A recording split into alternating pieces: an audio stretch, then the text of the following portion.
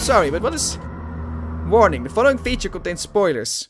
Marching after completing Hellblade, Senua's sacrifice. Stormy seas and lost souls. Who is it? What is this? I've dreamt of this before. It's coming. What is this? Is it? They say dreams are visions of our memories, thoughts and fears, as seen by our inner eye. Hello, Hella. What if each one of us is always dreaming? I just wonder, it's like credits and video at the same time. And we only see what our inner eye creates for us. Is Oh this what boy. hell is? A world shaped by Senua's nightmares. Maybe that's why people fear seeing the world through her eyes. Oh, I remember this part from the game. It was really freaky. Senua's reality is twisted. You must accept that yours might be too. Oh boy. Senua's psychosis. What? Hellblade: Senua's Sacrifice is a video game about Cool! Senua, a Celtic warrior on a vision quest into Viking territory. But what sets our hero Senua apart is that she suffers from severe psychotic mental illness. Yep. He knows she's getting closer. He can feel her coming closer. She's getting closer. The original idea for Hellblade was to create a classic hero's journey, a journey of suffering, but one where the fantasy world is not another planet or alternate universe, but a world that is constructed in Senua's mind. Yeah, I knew it. But to do so would mean putting psychotic mental illness at the center of the experience, a subject that is still considered taboo, and a challenge that was both terrifying and exciting in equal measure. In Hellblade, the starting point was a newly discovered Celtic goddess called Senua in Ashwell, Hertfordshire. When first discovered, her name was thought to be Senua, a name which I liked and kept. I wondered if Senua might have been a Celtic warrior like Boudica who stood up to the Romans. While the Romans had conquered all of Europe, there was a group of Celts up in the furthest reaches of the Roman Empire that could not be conquered, the Picts. And so the Romans built a wall, called Hadrian's Wall, that spans across Britain from sea to sea to keep the Pictish barbarians at bay. This is The awesome. Picts were known for their war paint, painted on with woad, and their matted hair clumped with lime.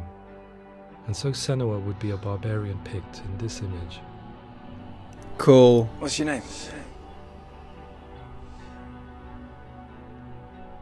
Senua. I haven't seen you before. I don't live home much. Oh, Zeno's daughter. I have to go. Wait. Orkney is off the coast of Scotland and was inhabited by the Picts, steeped in history and mystery, and so I made Orkney Senua's home and set the stage for a crisis. Heh. In the late 8th century, the first Vikings landed on the Orkney Islands. The population of the Picts crashed thereafter, replaced by the Norsemen of the 9th century. There we go. Were they wiped out? We don't know for sure, but it would seem likely given the reputation of the Vikings. The Northmen's brutality is legendary. High-ranking leaders and chieftains of the tribes they conquered were often offered as sacrifice to their gods. The most brutal of these sacrifices was known as the Blood Eagle. Bingo. I imagine Senua as a young female warrior who returns home from exile to find her partner, Dillion, brutally sacrificed to a Norse god by these hellish warriors from a faraway land. I imagine the horror of this moment and how it would have dragged her deep into mental torment. Wow.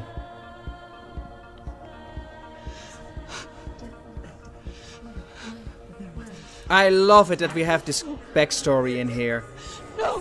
I'm probably going to make a separate video on this, guys, but this is really cool. Oh, jeez. So that's when it happens.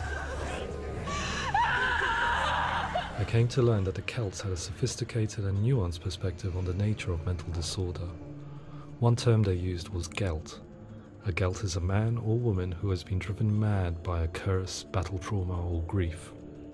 The gelt would take to a life in the woods in search of penance, punishment, and purgation. And so Senua became a Gelt, cursed by darkness, looking for redemption in the wilds. Another word the Celts used in reference to mental disorders was druth, meaning fool, or one who utters the words of God. They tell of the mad sinner who flees battle into exile and takes on a beastly nature, growing feathers on his body.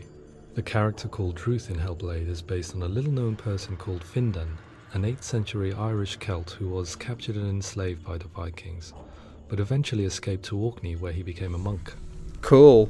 I will tell you my stories of hell, if I may walk with you. Upon meeting Senua, it would be his stories that fuel her quest deep into their world of gods. The Northmen say the world will come to an end.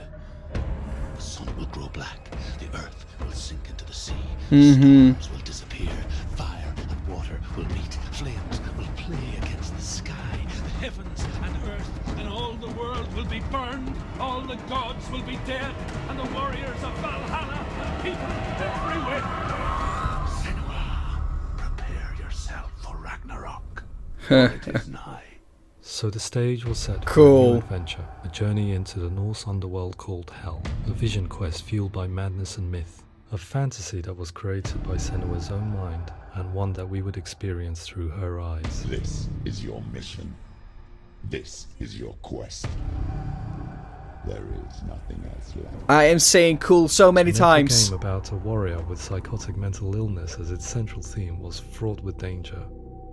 Mental illness such as psychosis is still taboo and rarely acknowledged in a century of cinema, never mind the new medium of games. Where it does feature, it often conflates psychosis and psychopathy associated with a lack of empathy. Whoa! It is unfortunate that these two words Somebody sound is so drilling. similar that they are used interchangeably in media. I must admit that I didn't have to look very far to discover my own ignorance of the subject. So we reached out to Paul Fletcher, psychiatrist and professor of health neuroscience at University of Cambridge. Psychosis is a descriptive term, and it refers to having a loss of contact with objective reality. So it's characterized by two main sets of symptoms. One of them is hallucinations, where somebody experiences perceptions when there is no actual objective thing out there to perceive. You're already dead. Who are you? And the other is delusions, where somebody comes to very often bizarre, unpleasant, frightening beliefs when there's no good evidence in favor of them. There's no doubt about it. The source of the darkness is in Helheim. This is really interesting. And the goddess Hela holds his soul there. I love this. We reached out to Welcome, a biomedical research charity that spends billions on research and awareness programs aimed at improving health. Mental health hasn't always been presented in the media in a way that is particularly helpful. It can be challenging to engage people with the subject matter, and there are a lot of preconceived ideas about mental health, and particularly schizophrenia and psychosis. So we hope our support allows the team to continue to collaborate with Paul Fletcher and with those who have experience of psychosis to create a game that provides a fresh perspective on the condition and allows audiences to engage with it in a way that just wouldn't be possible in any other medium. What started out as a brief consultation convinced me that we were only scratching the surface of an immensely deep and interesting subject that could enrich and change the very nature of the game. That's cool. Thanks so much for coming. Pleasure. Thanks. It's really interesting for me, and I'd love to be involved. It's fascinating. You guys did Our great. understanding of psychosis is still very much a mystery, and As far ways as of I treating it know. are still primitive compared to physical illness. After all, it is easy to see the pain and suffering caused by physical diseases or physical trauma. It is not so easy to see the mental suffering and trauma of severe mental illness. But what if we could find a way to see it? Games are capable of drawing you in for hours on end, playing the role of a character who is different from you, experiencing their perspective, and actively involving you in a world that functions with a different set of rules. That voice is the echo. That voice calls you to your death. It's an evil voice. If we were to represent Senua's psychosis, we would have to simulate voice hearing, a common attribute. But how can we simulate something we have no first-hand experience of? Professor Charles Fernyhough, a leading expert in voice hearing from Durham University, offered his help. Hearing voices is an experience that is usually associated with severe mental illness. You don't say. And crucially, we know that hearing voices is a part of ordinary life for many people who don't meet the criteria for for mental illness. Yeah. Oh, that's not him in real life. We know voices vary according to where they appear in space. Voices can appear far away in the distance, they can appear right there in your ear, they can seem to be coming from inside your head. Based on the information Professor Fernie Ho provided, I put together a sound brief and invited some actors to the studio. We recorded the actors using a binaural microphone, which records the 3D spatial position of sound, replicating the way sound is heard by human ears. Cool. It gives you an incredible sense that the person you are listening to is right there beside you. Can't see how she's going.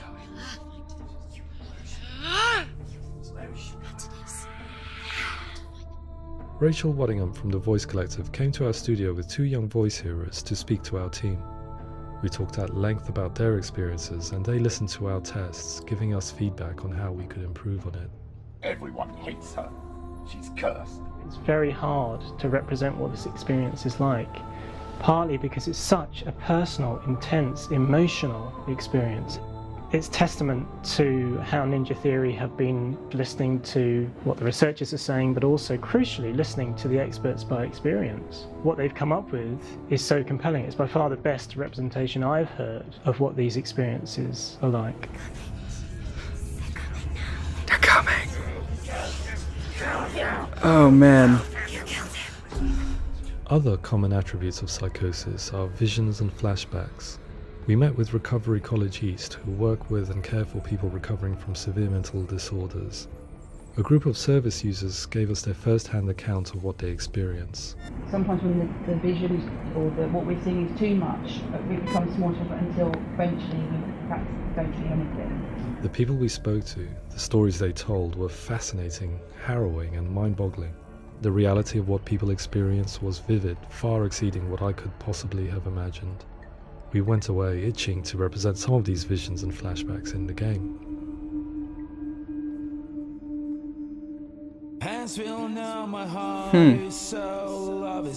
Everything seems to be coming closer and bigger all the time.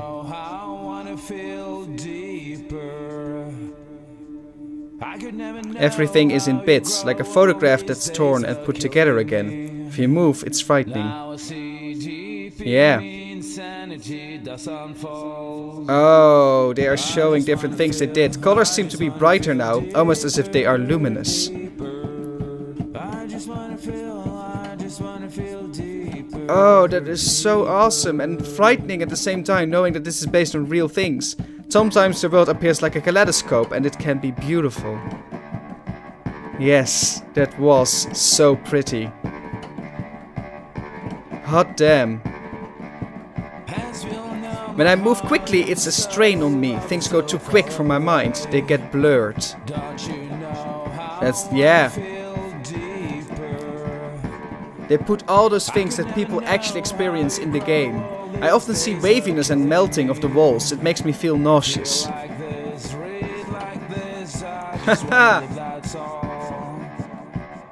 At times there is nothing to hold on to and the mind goes a blank and everything gets switched off. Sorry, I wasn't fast enough.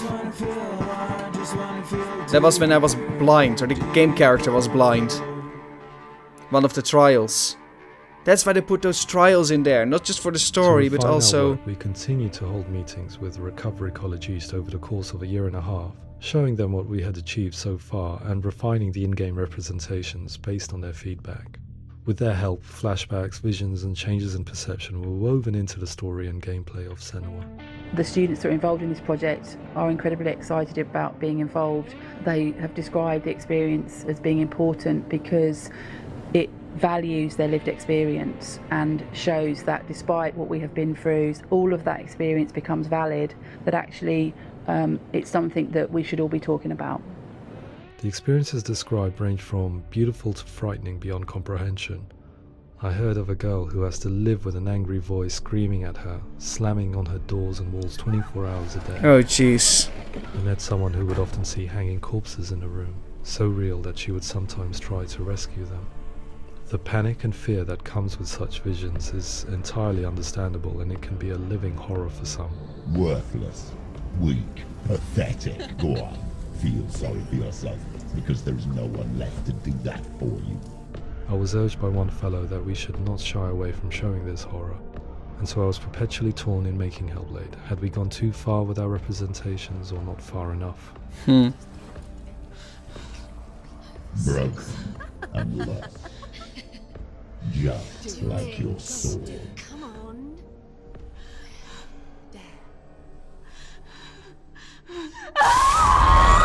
In some ways, voice hearing and visions were the low-hanging fruit, so to speak. There's another aspect of psychosis that is much harder to explain, but one that I think video games are uniquely able to represent, which are often called delusions. People begin to see patterns in the world. They begin to link things that most people wouldn't link.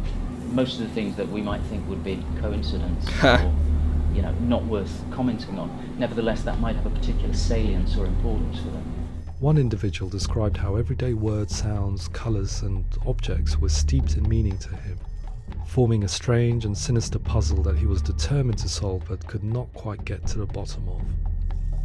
It's not just brain dysfunction. It's not like the system shut down. It's actually an incredibly creative process. The person creates a world populated with voices and phantasms and terrors, and they're completely immersed in it. They believe in it. We often invite people into the studio to play the game. In one of our playtests, they played through much of the game, making associations between runes, secret messages, and the threat of darkness that stalked them. There are many things that happen in the world of Hellblade that make perfect sense within the context of Senua's mind. The dark rot that's killing her slowly from within, the secret runes of the gods that block her path to Helheim, and strange associations that exist in the game to confuse you. To complete Senua's quest, you have to internalize and accept the logic and meaning behind these things to progress. Afterwards they said that they didn't see much evidence of mental illness in the game. People with delusions of all sorts would argue the same thing, that they are not aware of their experience being abnormal in any way. Right. It's important. Representing perception changes and thinking patterns within Hellblade gives us a set of symptoms common in psychosis. But people with lived experience were keen to emphasize another point, that it is wrong to define a person by their symptoms. Quite often, the illness comes not from the symptoms, but from the stigma, isolation and mistreatment that comes about from the rest of society. And they put that into... Jeez, man. What if they're right? This is kind of tough. I needed someone to portray Senua, someone who could believably internalize her suffering.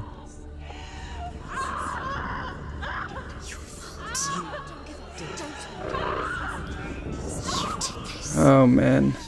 Melina Jurgens, our video editor, had been a stand-in for Senua over a few months while we perfected our motion capture techniques.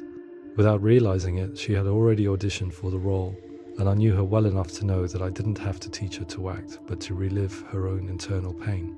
As often is the case, those who have suffered mental anguish are never far from us.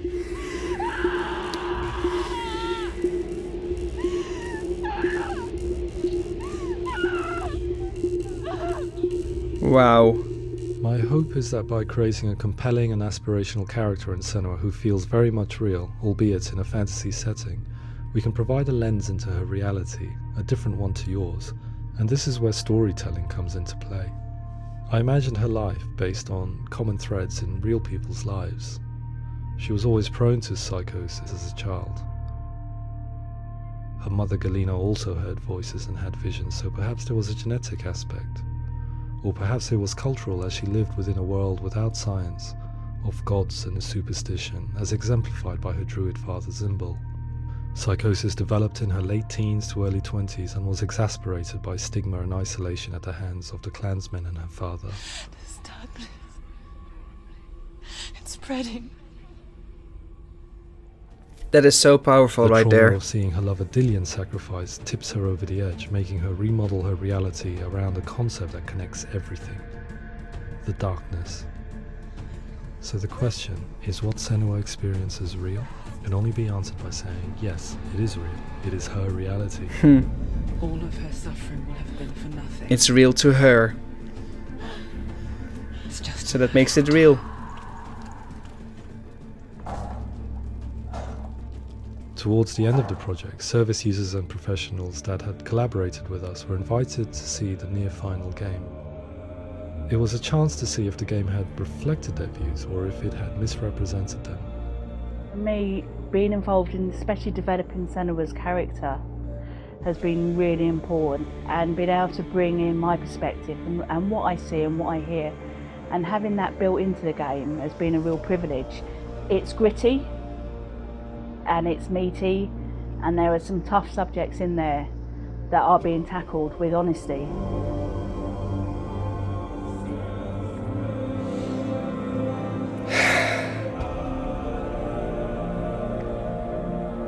What a game.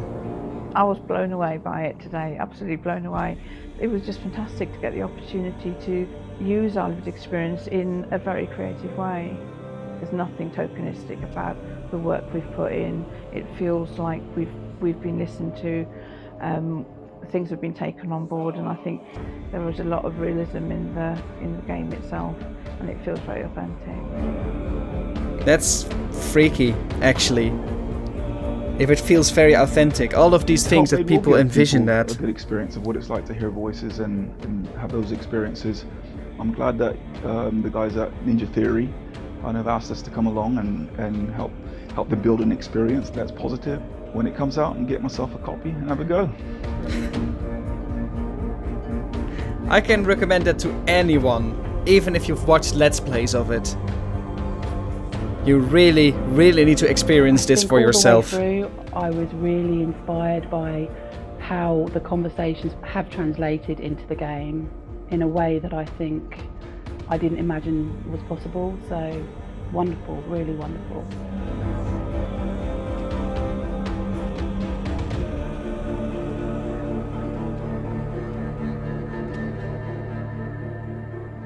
Man.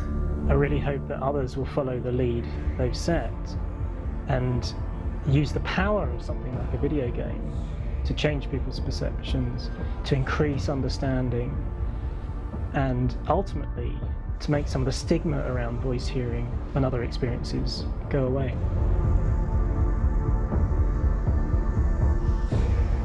Dillian. For me, it was really exciting to see something that I explore scientifically being represented so beautifully in a character who's trying to penetrate the mysteries of the environment in which they've been placed, with all of this strange uncertainty and noise and conflicting information that they're getting. I'm very excited by this way of trying to represent mental illness, because I think it actually might be offering us insights that we wouldn't get from pure scientific explorations, and actually giving us quite an empathic view of what it might be like.